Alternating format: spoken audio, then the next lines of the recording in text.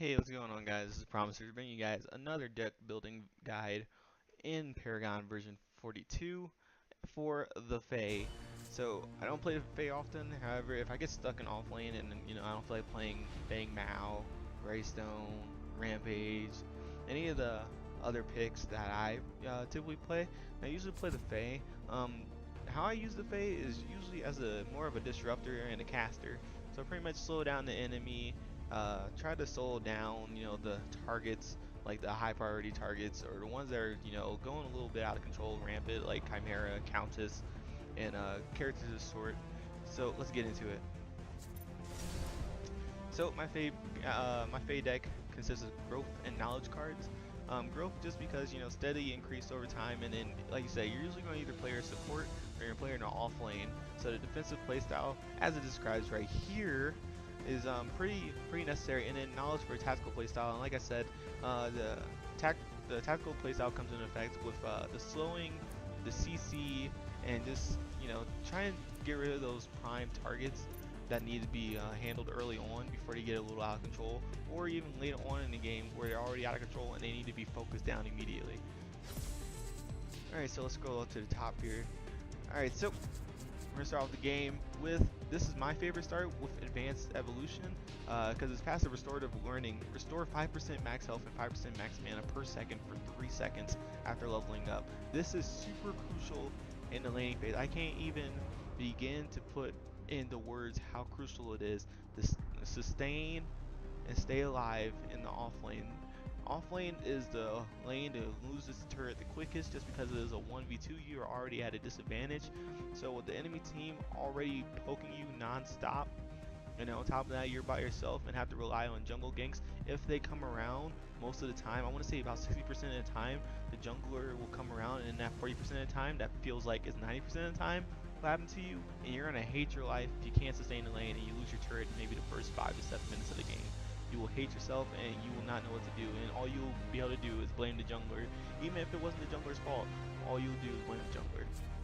So there's other backup choices. You can always get Rejuvenator when you back, and if you don't have any points or to buy any of the other cards, which you should have enough, but still, if you don't have enough. So if you have the back early, you can pick up Rejuvenator card, which is pretty much just a health and mana potion that lasts for 10 seconds, and it restores 12 health regen and 10 mana regen for 10 seconds. It's unequipped on use, so as soon as you use it, it's gone for good. So pick that up and use it sparingly. Use it when you really need it, and not just because, oh, they poked me down to like 3/4 of my health, I better pop my potion. Like, nah, that's not a good way to utilize this item. So another card is Coin Master. Wealthy, gain 8 bonus gold every 10 seconds, gain 16 bonus gold every 10 seconds when out of combat. This card is what I typically use if I'm jungling, just because you have to walk in between the paths, you have to walk across the lane, you have to walk to gank. I use it in the lane sometimes, just depends. If I really think I need a gold advantage early on, then I'll pick up this card. But with the Fey and everything like that, you'll be leveling faster than the offlaner. And I'm pretty sure you can usually put out enough damage to kill your main. As long as you're good at last hitting, you won't really need this card that much. However, it's still a good pickup early on in a game. You feel like you need cards a lot faster. Exoskeleton is a 1 point in vitality, and it reduces damage taken by enemy heroes by 8. Like I said, you can't utter how important it is to sustain in the early laning phase in the off lane, because losing your turret early on in the 5 to 7 minute mark is really detrimental to the team if the offlane opponents begin to roam and start crushing other lanes because you lost too early and because they're too weak to fend them off, or don't want to run, or they overestimate how strong they are, etc., etc. So definitely picking up this card next to Advanced Evolution will definitely be a good way to start off the lane. Just like I said, offlane is very important to the security of the victory in the game. Alright, we're going to scroll down here. We're going to go to a card that I like to pick up early on in the game, which is Regenerative Rest. 20 basic armor, and then you gain 8.4 health regen while out of combat. And the reason I like to pick this up is A, because it gives you armor, and B, if you are getting poked down in lane, and say for instance your lane is in the middle as a Fey, then you can kind of pull back to your turret and let the out of combat health regen kind of take hold. And on top of that, stacks with your regular health regen, so you will probably be starting to regen up to maybe 12 to 14 health per second. and that's a lot. As long as they're pushing slowly, or and maybe they're trying to freeze the lane, either way, you're going to be healthy enough to stay in the lane and be able to auto attack and basic attack them if they get a little cheeky. Yeah. Another card that I can say works pretty well, just depends on the situation, is Pack Leader. You get 8 power and its passive is Bullseye. Mark an enemy, nearby allied minions will attack that target for 30 seconds. That works really good, just because no matter what, say for instance, even if he isn't poking you and you want to get some damage on him or push him out of lane, you can pretty much summon and put turret aggro, minion aggro right on him free, and they'll continuously attack him as long as the bullseye is on him. And on top of that, you're putting out constant harass, and you slow him down, you can pop your spells on him. Hopefully with the minion aggro, you'll be able to tear him down as fast as possible, and possibly even earn yourself an early kill. So this card is good situationally, like I said. It just depends on who you're laning against, because you never know who the offlaner is going to bring in, or the safe laner is going to bring as a support. You just need to be wary of that. However, you can pick up this card if you really want to push the carry out of lane and just be there with the support for maybe a solid 30 seconds while the carry has to back and run back to lane. So you can pick up Supply Sergeant if you're really, not really very conscious of your mana. If you're not mana conscious, then you can pick up Supply Sergeant. It gives you 110 mana and it restores 125 mana to nearby allies and yourself. Don't let that fool you. It will come back to yourself as well. It has an 85-second cooldown timer, so in my opinion, it's not worth the bang for your buck. It's always just better to have restorative learning. But if you need this card on top of it, then that's good too. Just stay mana conscious in the off lane. Like I said, being out of lane is really detrimental, because if you lose that turret early, it can really sacrifice the other lanes and make the game very hard for yourself. So we're gonna scroll down some more. So we're starting into the juicy stuff, starting into becoming a little bit more of a caster. So with Apex Predator, you get 10 power, 14 attack speed. Empowering Strikes grants a stack of 0.6 power when damaging enemy heroes, stacking up to 50 times.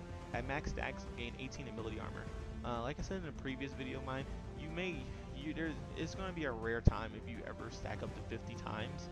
But if you do, I guess the 18 ability armor would really be something you really want.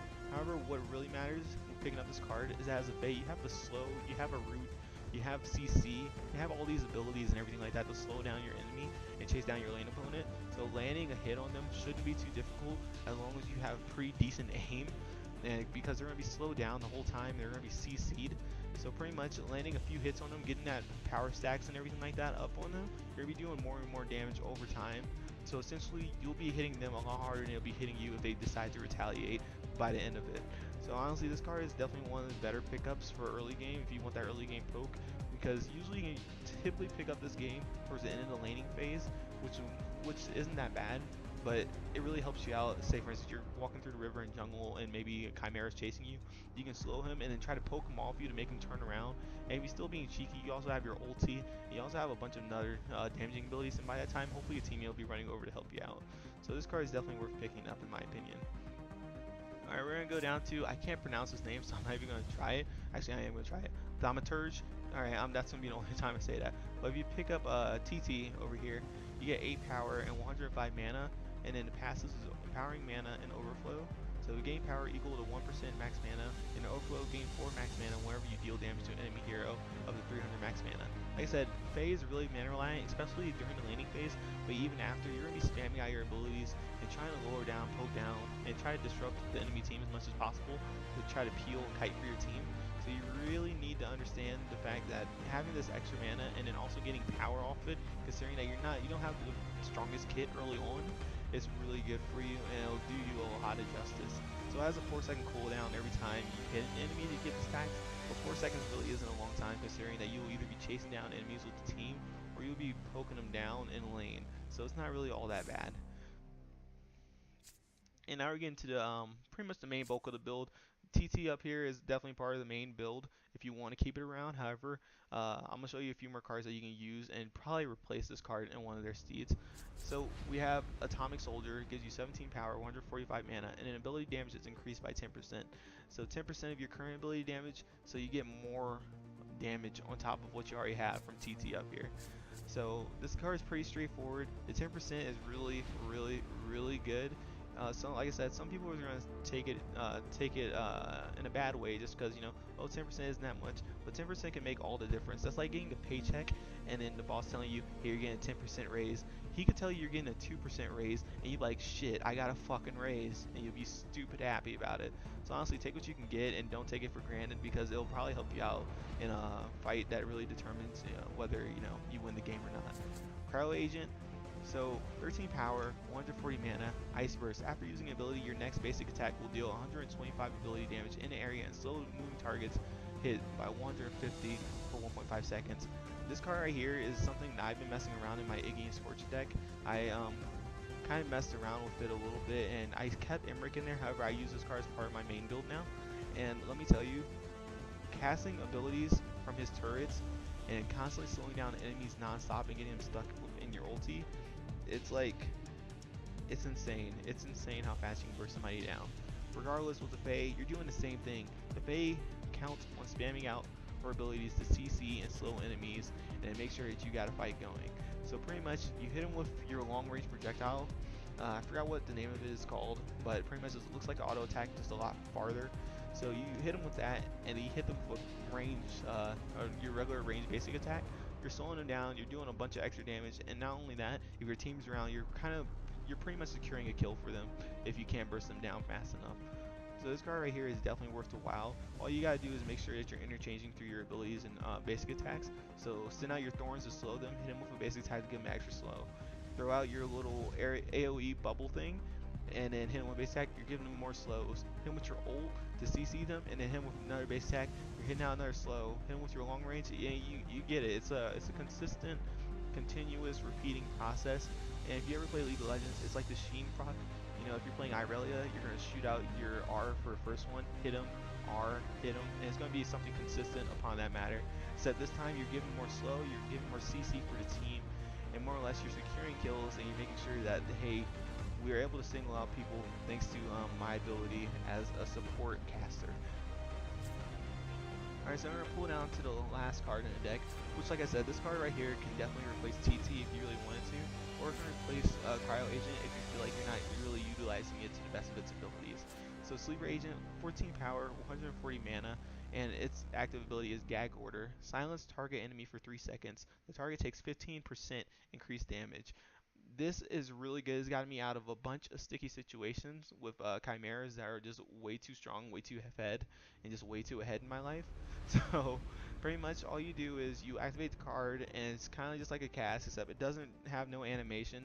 It just kind of lets you lock onto an enemy, and it says cast it. The enemy will turn red, and now for 3 seconds they can't use any abilities, which means if you hit a Kalari, she can't double jump, she can't turn invisible, she can't go anywhere. She has to fight you, or she just has to plain out run. So, or if you're against a Chimera, if he jumps and uses ambush and you hit him with this active ability during his ambush ability, it will cancel his ability altogether. He'll just fall back to the ground and look there confused and dumb and wonder why he's like a fish outside of water and out of his element. So this card definitely can help you out in a lot of situations, especially on a Countess ulti. If she's about to ult on top of you, say for instance she shadow slips onto you and is about to use Feast, thank God for his 3 second silence. Now you stopped her from doing that. Now she can basic attack you, and her basic attacks don't hurt worth anything. But the FEY has a bunch of strong spells, and her basic attacks fly out a lot faster. So it's up to you how you want to use this ability. Like I said, it's usually used in a situation where you have to get somebody who's way far ahead and like just completely out of control and can't be stopped. And this is how you shut them down. You pretty much stop them from using their abilities and make them fight you mano a mano, right? So it spends 100 mana, and it's a 45 second cooldown, which is a really short cooldown for such a great ability. And on top of that, it gives you 15% increased damage against that target. So that means spells, basic attacks, everything is 15% plus against that target. And that's really good in any type of team fight that requires you to solo down one specific person to win the game. And with that, I believe that the deck is done. So just an honorable mention for his deck: Melee Canaster, 19 power, 140 mana, 80% mana regen, ramming spells. Ability hits on enemy heroes, increase your damage against the hero by 4% for 10 seconds. This effect can stack up to 4 times. So if you mix this card with Cryo Agent, the slow, pretty much the Sheen proc, this card can be really, really useful. So you hit him with an ability, you slow them, and on top of the slow, you're also doing 4% more damage against them. And you also did 125 extra ability power thanks to the Cryo Agent passive. So now you're doing insane amount of damage. On top of that, you're stacking 4% on top of 4% on top of 4% on top of 4% non-stop, and that's really insane. You're really pushing out a lot of damage, and on top of that you have a lot of mana and a lot of mana regen to continuously chase after a target and put them underground. So this card definitely synergizes with Cryo Agent really well. So I definitely suggest that if you don't want to get Sleeper Agent, definitely think about using Melee Canasher, because like I said, the card really synergizes with Cryo Agent. So over here in our attributes tree, I went and maxed out Intellect with Auto Mana Potion. Like I said, off lane you're going to be pretty mana reliant, and with Restorative Learning, yeah, you get mana back and everything like that when you level up, but you also want to have something as a fallback just in case Restorative Learning is about to pop from a level. Deadly Mana, killing an enemy minion increases max mana by 1.2. Like I said, you can't ever have enough mana in the laning phase because you want to stay there and sustain and try to keep them off your turret for as much as possible by popping spells on them. Spell Burn ability deals bonus damage equal to 2% of enemy current health over 3 seconds. So this is every time you cast an ability on somebody. In late game when you have Cryo Agent, you will really start to reap the rewards of this gem, just because now you're slowing them constantly, you're constantly hitting with abilities, so now it's really hard for them to get away from you. And on top of that, abilities, say for instance you hit them with your ult and anything like that, now you just kind of have free reign on combat. Ruthless spells deal an additional 1% ability damage for every 10% of enemy heroes missing health. Like I said, every percent matters, every point counts. So like I said, if you're getting paid and your boss said, hey, I'm giving you a 2% raise, you'd be ecstatic and you wouldn't give two shits. That is just 2%. So think of that the same way in this game. Any percent against anybody can make all the difference, can make it between winning and losing a fight, and possibly winning and losing a game or an objective. And then last we have Amplify Aura. Nearby enemy units take 12.8% increased ability damage. I can't preach it enough talking about the percentage damage. Like I said, it's just not, it's non-negotiable in my opinion that any extra damage, any extra lift over the opponent will definitely help you out in any fight, and it's definitely worth it while looking at these percentage damage cards. And I put 1 point into agility just for auto health potion. Like I said, sustainability is really important in early game and off lane, so you really want to make sure that you have the mana and you have the health to stay in lane a little much longer. And on top of that, you have restorative learning coming from your starter card, which is really good. So that pretty much ends out the deck with auto mana potion, deadly mana, spell burn, ruthless spells, and amplify aura maxing out the intellect tree, and then 1 point into agility, auto health potion, so you can sustain in lane and also sustain mana while in lane. So the cards I have: Advanced Evolution, Apex Predator, Atomic Soldier, Coin Master, Cryo Agent, Exoskeleton, Green Spring, Pack Leader, Rejuvenator, Sleeper Agent, Supply Sergeant, and TT. So like I said, starter off, hands down, I always go with Advanced Evolution because it keeps you in lane a lot longer. You can go for Coin Master if you really want a greedy start, but that's honestly up to you. And like I said, in a mid game, you may want to pick up Apex Predator just because it gives you a lot more dueling capability if you have to fight somebody. So the final build that I usually go with usually looks like Cryo Agent, Sleeper Agent, and a TT or Atomic Soldier. I usually go for Atomic Soldier just for 10% damage, even though this sounds good with you know, oh wow, it's changed that level up the card to level 5. But even though it sounds good with the gain power equal to 1% of max mana, and that you gain 4 max mana every time you hit an enemy every 4 seconds, that sounds really good on paper and everything like that. But in the long term, you're going to be gaining more ability power throughout the game, so you kind of want that 10% flat out percentage damage on top of whatever you're doing. Anyways guys, that's my full build for FEY and how I play her in lane. Hopefully I can get you guys a video out there showing you guys exactly what I mean when I say, hey, this is the way I go with it. If you guys enjoy this video, please leave a like, and if you guys want more content from me or anything like that, please subscribe to my channel and I'll at least know that I'm doing something right. Also, drop advice or any hints or anything that you have for me in my message inbox or via email. Just let me know what you guys like to see and what I can do better to, you know, get this channel up and rolling.